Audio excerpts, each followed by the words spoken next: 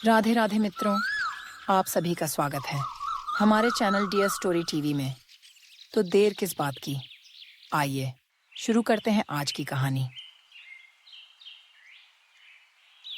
एक वन प्रदेश में एक बहुत बड़ा तालाब था।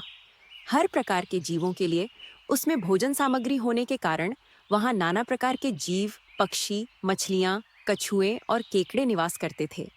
पास में ही बगुला रहता था, जिसे परिश्रम करना बिल्कुल अच्छा नहीं लगता था। उसकी आंखें भी कमजोर थीं। मछलियां पकड़ने के लिए तो मेहनत करनी पड़ती हैं, जो उसे खलती थी। इसलिए आलस्य के मारे वह प्रायः भूखा ही रहता। एक टांग पर खड़ा यही सोचता रहता कि क्या उपाय किया जाए कि बिना हाथ पैर हिलाए रोज भोजन मिले। एक दिन उसे एक उपाय सूझा, तो वह उसे आजमाने बैठ गया।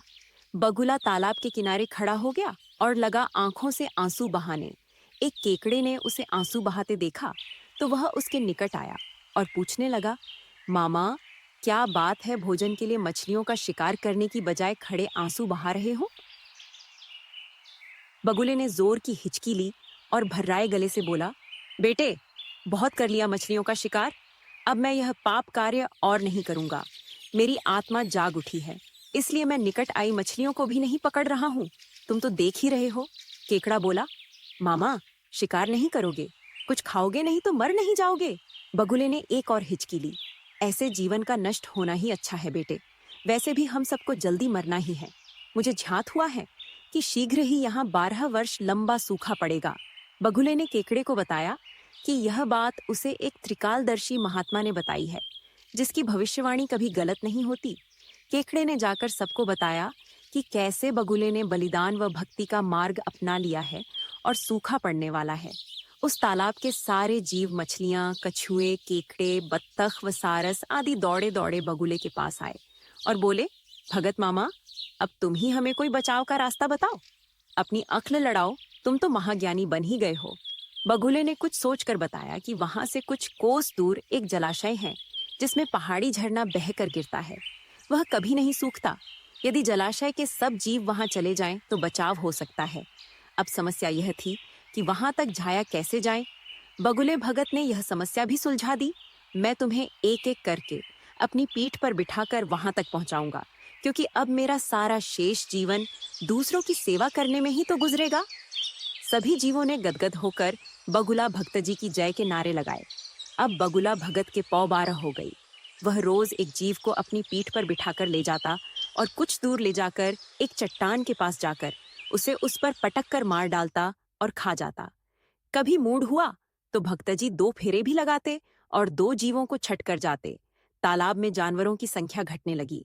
चट्टान के पास मरे जीवों की हड्डियों का ढेर बढ़ने लगा और भक्तजी की सेहत बनने लगी।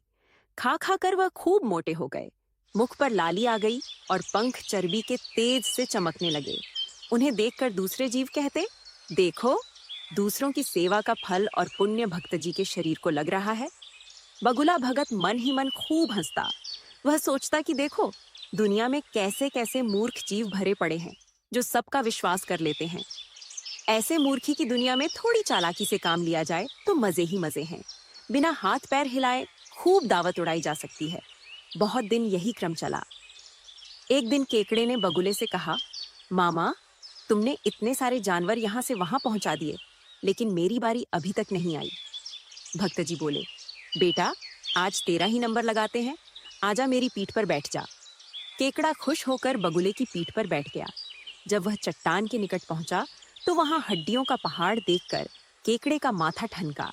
वह हकलाया, यह हड्डियों का ढेर कैसा है? वह जलाशय कितनी दूर है मामा? बगुला भगत ठां ठां करके खूब हंसा और बोला, मूर्ख, वहां कोई जलाशय नहीं है। मैं एक एक को पीठ पर बिठाकर यहाँ लाकर खाता रहता हूँ। आज तू मरेगा। केकड़ा सारी बात समझ गया। वह सिहर उठा, परंतु उसने हिम्मत न हारी और तुरंत अपने पंजों को आगे बढ़ाकर उनसे दुष्ट बगुले की गर्दन दबा दी और तब तक दबाए रखी जब तक उसके प्राण पखेरु न उड़ गए। फिर केकड़ा बगुले भगत का कटा सिर लेकर तालाब पर लौटा और सारे जीवों को सच्चाई बता दी कि कैसे दुष्ट बगुला भगत उन्हें धोखा देता रहा। सीखा, किसी की भी बातों पर आंखें मूंद कर विश्वास नहीं करना चाहिए। मुसीबत में धीरज व बुद्धिमानी से कार्य करना चाहिए।